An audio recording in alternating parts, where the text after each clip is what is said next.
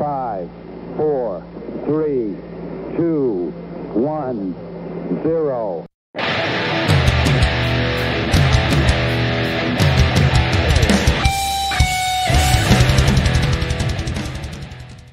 Welcome to your Media Mosh podcast. I'm your host, Shane Beauregard, coming at you with all your news, reviews, and previews to watch on your streaming services, your television, and your local theater. And this is it, folks. The end of 2019. This is my end of the year show. And I like to just throw an asterisk in there right now. I've had a couple of adult beverages as I'm recording as we speak. As you know, my VP took her Fortress of Solitude trip by herself for a couple days at the beach, which I've had both my lovely angel-like kids, and she came home and she got the flu. So I've had the kids pretty much since the day after Christmas. So I am ready to blow off a little bit of steam. This is a different show. This is my end of year 2019 show coming at you New Year's Eve, and I'll have this out for you by tomorrow. That is a absolute promise. Now, I did throw a end of year show up on Facebook Live, and I want to thank everyone who participated and watched that video. And this episode is pretty much going to be the same thing I did live with a little bit of tweaks, and I only do this just for your information. It's easier for me to edit an actual show I record rather than a show I do live. But I do want to thank everyone. Everything's going to be about 99% accurate, though I did get a chance to see Uncut Gems. So we'll see if that breaks in my top 10 that I released just a couple days ago. A little bonus content for you people who are actually listening to my podcast. And I would like to thank everyone who has downloaded one single episode of my show. It does mean a lot. And I just want to thank everybody off the top. And I will name drop those because I did have a list of people or podcasts that I would like to shout out. And I will shout you out next week on my I will shout you out on the first show I do in January. I do promise that. But just thank you, everyone. I'm almost at 5,000 downloads. And I'm not going to tell you how long it took me to get that because that's not the point. But 5,000 is a big number nonetheless. So thank you all. This is not going to be your typical show. I have no news for you. I just have my top 10 shows. And this is why you tune in, folks. Because it's a list unlike anything you'll see. Because my top 10 is going to be very different from most people's top 10. I do have, obviously, some of the more popular ones in there, but my taste varies. So I should say this is my 10 favorite shows and my favorite movies of the year. Not best of, because those are distinctively different. But I do want to touch on the Star Wars Rise of Skywalker, a little bit of the spoilers that I didn't talk about last week. Now, it's funny because my daughter watched Force Awakens for the first time. And it was my first time seeing Force Awakens since I saw it in the theaters. No lie. And I will admit, it was better the second time around, but God, I mean, the dialogue is bad, it's cheesy, the acting is bad, and there's a lot of plot holes still in Force Awakens. We're like, WTF, what?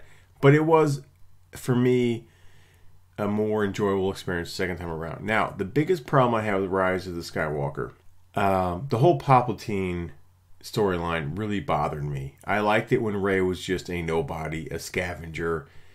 And you cannot tell me from the onset of Force Awakens that was your goal, to have Palpatine as the main villain when you had Snoke in the first two. That was just thrown in there by J.J. Abrams to retcon what happened in Last Jedi. And that's my biggest issue with Rise, is that they did so much heavy lifting trying to correct what went wrong with the second film to appease all the fans of Star Wars. And they just went too far. I mean, they overcorrected, in my honest opinion. It's like, where was Palpatine all this time? How did he hook up that machine? Where did he get all these fucking ships from? It was just all over the place. And I have to say, I don't know, I'm jumping around here, but in the last scene when he just shot his lightning bolt abilities and froze all the ships and they were dropping from the atmosphere, I'm like, really? It was cartoonish how bad that fucking was. And the Kylo Ren story arc, I actually liked him better in this movie than Force Awakens and Last Jedi. His whole love thing with Rey at the end was weird. I mean, we thought he was dead because he got blown into a fucking ravine, and then he comes back there's no consequences in this movie, and that's what really bothered me the most. Outside the Palpatine storyline, it's like Rey has these newfound abilities in the Force. She can heal people. She healed the snake, and that comes into play later because she stabs Kylo Ren and heals him.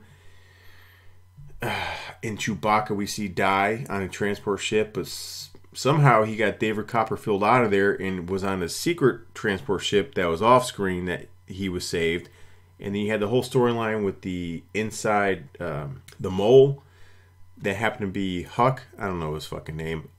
Who was a major player in the first two. And that storyline went absolutely nowhere. He got killed off as soon as they found out that it was revealed he was the mole. The whole Princess Leia thing bothered me. The way she died, her scene was ridiculous. I did like the footage that they used from her. And then they retconned her actually training with Luke as a Jedi. Okay, fuck you. Get out of here with that bullshit. Now I'm getting really off base here. Now let's talk about Lando, Billy fucking D. Williams here. That last scene, that last shot with him was fucking creepy. Was he macking on that girl? Possibly his daughter, probably his daughter, the way the writers were thinking. You couldn't tell if he was hitting on her or if he really wanted to help her. It came off as awkward and creepy. That's why this movie was all over the place for me. And again, the Poe and Finn, I don't think they really had a clear vision of where they wanted to go with Finn. And Poe, why would you make him a general? He's like the worst guy you can have as your general. And then he just like flippantly makes Finn half general or general with him. Just ridiculous. And the Finn and Rose thing that could have happened in Last Jedi, they totally just let that die. They dropped that instantly. And then I just felt like it was just and I mentioned this in last week, it was a scavenger hunt. It's like, hey, let's go to this planet. No, they need you on this planet. Hey, Poe meets a fucking Power Ranger who sounds hot, but we don't know because she never takes her fucking helmet off. Oh, and the Power Ranger and the little mechanical hack guy, a little puppet. Again, no consequences. And you had your endgame moment where Poe's flying around. It's like, there's no possible way we can do this. We're being overrun. We're dying. And in comes over the fucking mic set. I was expecting to hear Lando say, on your left. Nah, yeah, that was your endgame moment. So it just was, story-wise, it was all over the place. I'm not here to rain on your parade if you really loved the film, but I don't understand how you... This film looked great. It sounded great. It felt like a Star Wars film, but it was hollow.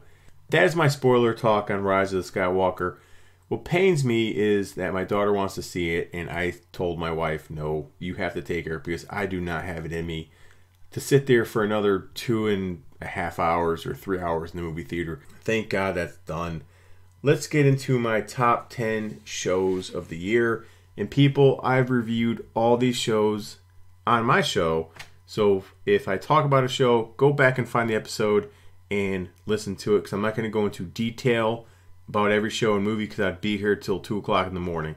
And I do not feel like seeing Ryan Seacrest when I get out of my recording room because I can't stand that fucking guy. A couple of honorable mentions I like to shout out to a couple of shows that just missed the list. Sex Education, which is on Netflix with Asa Butterfield and Gillian Anderson, who is just getting hotter by the year, I just like to say. That just missed the list. Love, Death, and Robots, produced by David Fincher and created by Tim Miller, who brought you Deadpool and the latest Terminator film. That just missed the list. Also, Glow Season 3 in the Hulu original Reprisal, which I just reviewed. And that's a strange show. But anyway, just missing my top 10. And here we go at number 10. The Amazon Prime original Good Omens, which is based on a book by Neil Gaiman, starring David Tennant and Michael Sheen. And you have a little John Hamm sprinkled in there. And pretty much it's about an angel and a demon who work together, who have been together since the dawn of time and have to come together to stop the apocalypse. It's actually a miniseries. It's 6 episodes. It does really kick in at the 3rd episode, so just make it through the first 2. You'll be alright. But David Tennant is why you watch this show. He is so good at that demon role. It just fits the way he acts, is the best way I can put it. You're going to hear a lot of Netflix and Amazon Prime on this list, folks.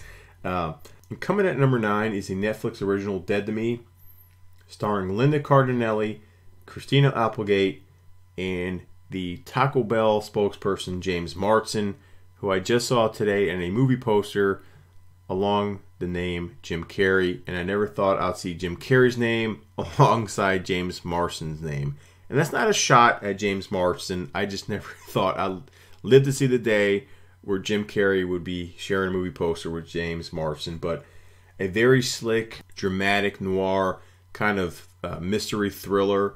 And Linda Cardinelli and Christina Applegate have amazing chemistry together, and that's why you watch this show. Coming in at number 8, you have Stranger Things Season 3, another Netflix show starring David Harbour, the lovely, talented Winona Ryder, and a couple newbies for the season, Carrie Elways and Maya Hawke, who, yes, is Ethan Hawke and Uma Thurman's daughter. And what I do like about this show is that it does correct itself from Season 2. It is stronger than Season 2. It is mainly set in a mall, which I loved, which my kids will never know what it's like to hang out at a food court and just loiter around a mall. It just brought back all those nostalgic feelings, and it really was a great season compared to Season 2. Number 7, again, another Netflix show, the Ellen Page-led Umbrella Academy, about 7 people who were adopted by this doctor/scientist, molded these adopted kids because they have abilities as a superhero team, and they grow apart as they age, and their adopted father dies, and they all come together and for this last mission. So a very unique, it's based on a graphic novel. I love the way this show felt. I love the acting, and it's a great. Number 6, you have the DC streaming universe, Doom Patrol, which was probably the most unique show of the year. I will say that, because I don't know much about the comics. It's about a bunch of a ragtag group of superheroes who go into hiding and under control of this mad scientist played by Timothy Dalton. And they're hidden away in this mansion. The public doesn't like them. And their leader, Timothy Dalton, gets kidnapped, and they have to come together to try to rescue him from Mr. Nobody. And it just is a fantastically eccentric and weird, well-written show that you need to watch if you have DC streaming, or just wait till it goes to HBO Max. But it also stars Alan Tudyk, Brendan Fraser, and Matt Bomer, and the sneaky hot Diana Guerrero. And I do say sneaky hot because Guerrero is in orange, is the new black, and yeah, you can tell she was good looking, but she was in an orange jumpsuit most of that series. She has the goods. Moving on to number 5. This is the newest entry on my list. That is the Disney Plus Mandalorian. It is the best Star Wars thing since the original 3 movies. And hats off to Jon Favreau. I think he goes a little underappreciated. And I'll tell you 3 reasons why. 1, he wanted to do a Christmas movie. Shot a Christmas movie. It became an instant classic. It's on at least 50 times during the holiday season. That is Elf. Next up, he's going to do a comic book movie. He turns Iron Man, a B-level superhero in the Marvel Universe, and kicks off just one of the greatest cinematic pockets of history we've ever known, which is the MCU.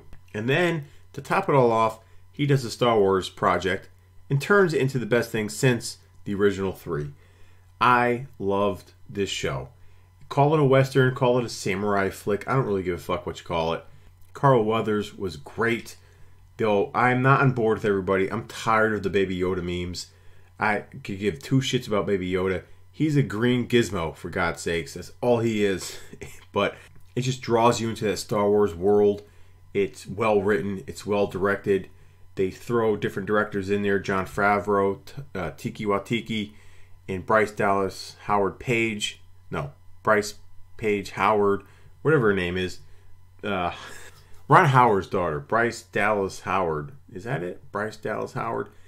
Yeah, I'm not going to edit this part out either. I'm going to leave it in because that's how far in the bag I am right now, folks. She directed an episode. I loved it. There's like 1 or 2 throwaway episodes, if you want to call them throwaway. I like where the show is heading. Number 4 is another Netflix show. It is Russian Doll with Natasha Lyonne. It's basically a Groundhog's Day formula where she's turning 30 and she's trapped in a time loop. But it's a great it's just a different concept, and they approach that genre a little differently. It comes to grips with dealing with childhood drama, becoming more mature. It's just and it's a half an hour, folks, so it's well worth your time. Number 3 is the newest release in here is The Witcher with Henry Cavill. That's all I can say. Henry Cavill. I just reviewed this show last week. All I'll tell you, if you're going to go watch this show, it really focuses on 3 main characters: Yennefer, Henry Cavill's character, and Ciri. And all three characters' stories are going at different timelines, and they all do converge at one point. But and the way Netflix does it is they subtly just put it in there, so you kind of have to really pay attention to what's going on. And yes, part of it is cheesy, but I don't care. It's part Buffy the Vampire Slayer. It's part just fantasy, Dungeons and Dragons shit. I think the biggest disjustice the critics do is try to compare this to Game of Thrones, because it's not anything like Game of Thrones. Though there are some sex scenes in here, I wish there were more. They need more TNA in here. When I played the game, there was a lot going on, is all I'll say. So I don't know if they just tempered it because it was Netflix, but we need more nudity in this show for me. But it was just everything. It lived up to everything I was looking for. And Henry Cavill did just a great job as Geralt, the main character. But number 2 is the HBO show Barry with Bill Hader, Henry Winkler, and Stephen Root. Just a dark comedy at its finest. Bill Hader really shows his range here, but the standout is Henry Winkler, and Stephen Root steals every scene he's in. The best episode from season 2 for me is titled Ronnie/Lily. It's when Hader goes on assignment to kill a guy and notices he's like a Taekwondo champion, and they have it out, and Hader thinks he killed him while he gets his throat busted.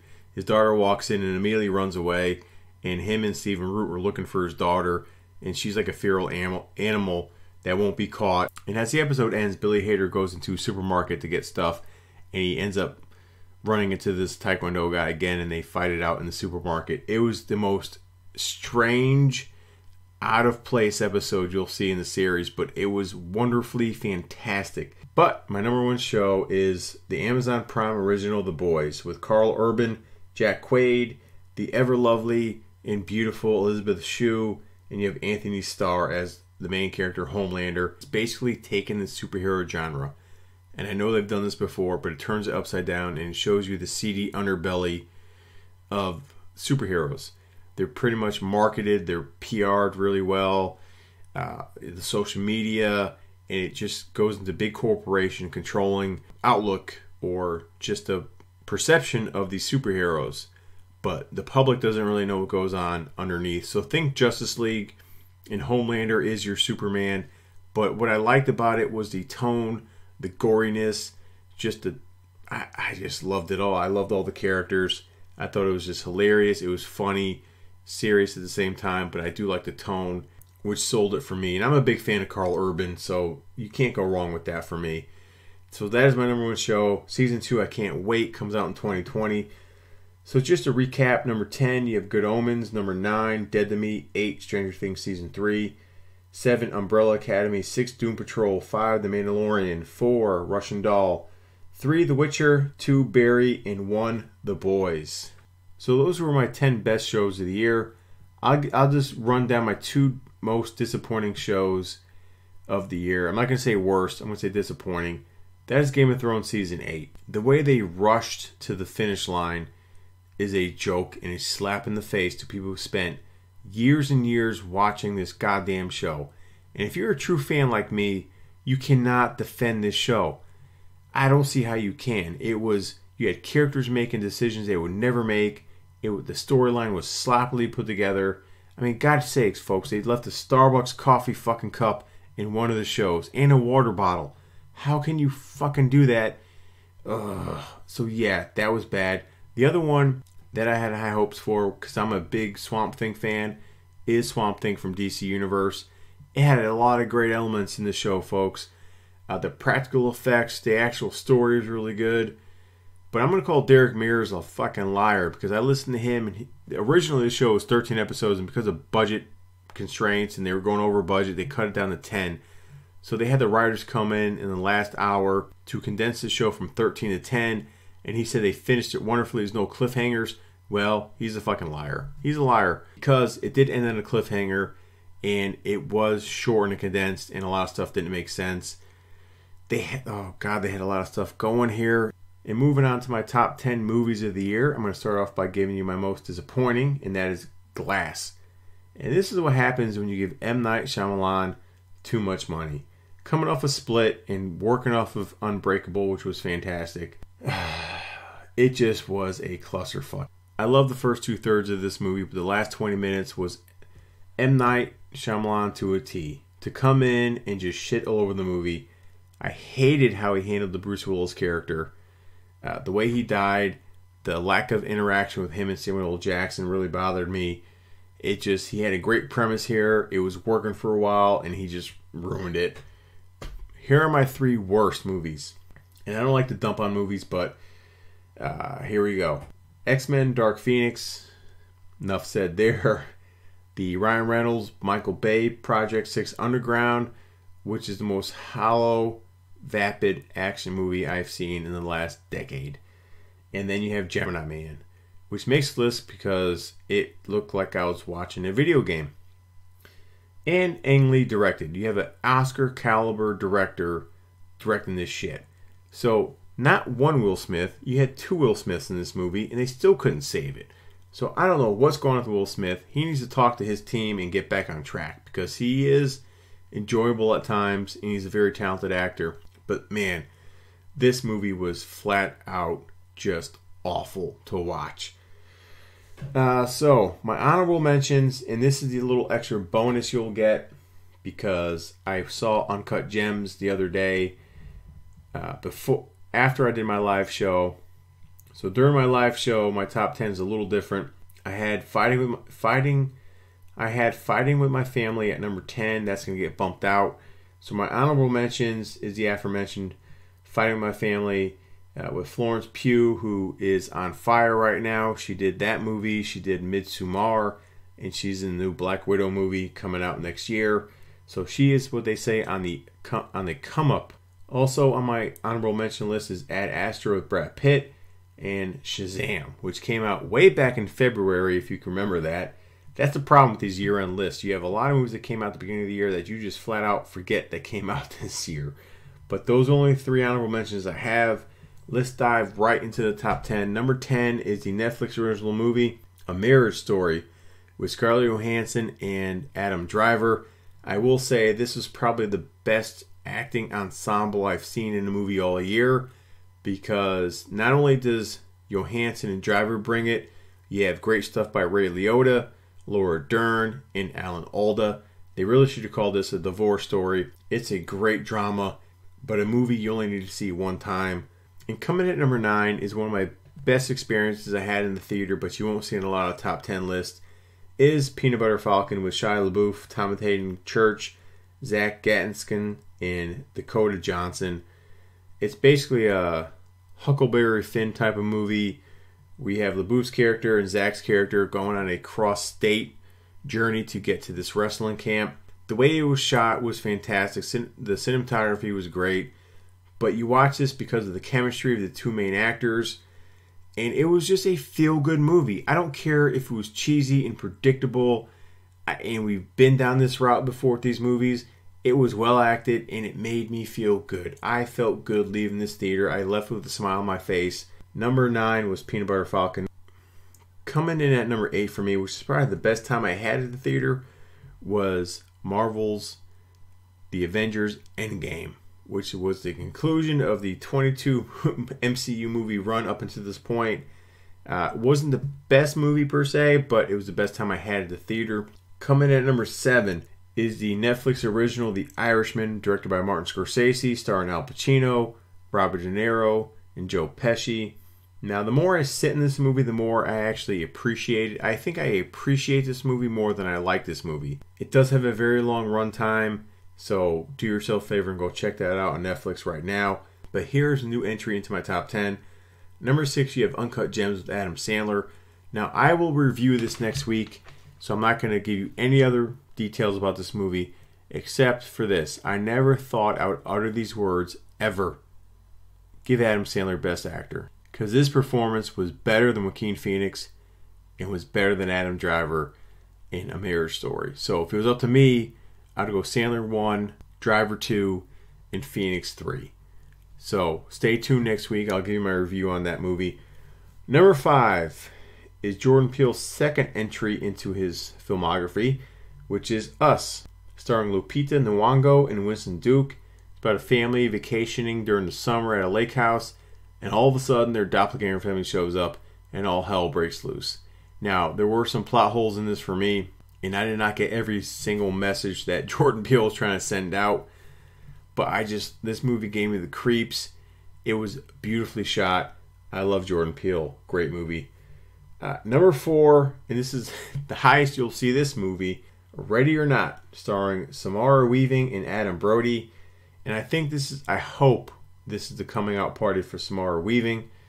She's in the Netflix original movie The Babysitter, which you should check out. She's going to marry into this family, this really rich, eccentric family, and they have this tradition that at midnight they pick a game and they have to play it till dawn, and she picks hide and seek, and basically the family tries to kill her and she tries to survive till dawn. It's just a very weird movie, but it is a great, I don't want to say horror movie, but it is in the horror genre. Well acted. I love the setting of the house. I just love the concept. It was gory. It was bizarre. It was funny. I like this movie. I had a great time in the theater. And coming at number 3, you have Crawl. And again, another movie that you won't see in anyone's top 5 or top 10, starring Barry Pepper and Kaya Scodelario, directed by Alexandre Aja, who is one of my favorite horror directors, who directed the Hills Have Eyes remake, which is one of the better remakes you'll see. And this is a straightforward survivalist film, folks. You have Kaya's character, who is a student at the University of Florida, and there's a hurricane category 5 going to her father's house in that area of Florida. She goes back to check on her father. He's trapped in the basement, and there's alligators who get flooded in there, and it's basically her trying to get her dad to safety. And it was tense, well shot. I like to see Barry Pepper back. I haven't seen him in a while. And the standout is Kaya playing the lead character. It has you at the edge of your seat. I loved everything about this film. So that's number 3. Number 2 is Quentin Tarantino's 9th film, Once Upon a Time in Hollywood, starring DiCaprio and Brad Pitt. And it's about an aging actor who is at the height of his powers and is fading and is taking secondary roles and how he's dealing with that. And Brad Pitt plays his stuntman. And just much like Inglourious Basterds, it has that fantasy element to it. Revisionist history, as you may say. And the last 20 minutes was great. But you want to see some fine acting, go watch this movie. I didn't like it as much as first, but the more I sat on it and I watched it a second time, you really do get to appreciate this movie. I actually thought Pitt kind of outshined DiCaprio. To me, he had the better scenes. And I do appreciate how they didn't glorify anything Charles Manson did. In fact, you only see him on film for like 15 seconds. But another stroke of genius from Quentin Tarantino. But my number 1 film of the year, and I recently saw this, is the Daniel Craig-led Knives Out. Great cast, directed and written by Rian Johnson, who totally redeems himself from The Last Jedi. It is a different Agatha Christie type murder mystery movie that has you guessing. Well written, again, well acted. You have Jamie Lee Curtis, you have Don Johnson, you have Chris Evans playing a different type of character. He actually plays a douchebag in this movie. You have Michael Shannon. I mean, again, the cast is great. The writing is superb. I love Daniel Craig, even with his thick southern accent. It worked for me. So that was the best movie I saw this year, in my opinion. So that is my top 10. A Marriage Story, Peanut Butter Falcon, Endgame, The Irishman, Us, Ready or Not, Crawl, Once Upon a Time in Hollywood, and Knives Out. And that is it, folks. That is the end of 2019. So looking forward to 2020. Until then, go to my Facebook page. Go check me out there, Media Mosh. Go to my Twitter handle, @ShaneMediaMosh. More importantly, folks, please, please, please, go to the Apple Podcast Store.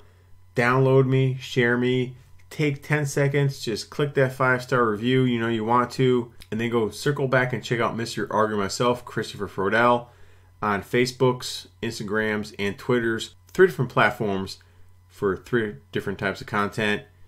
And next week you'll get my Uncut Gems review, you'll get my Spies in Disguise review, and you'll get my Lost in Space review. So until then, folks, have a great week. Have a great last night in 2019. Get caught up. Get caught up in the mosh. Out.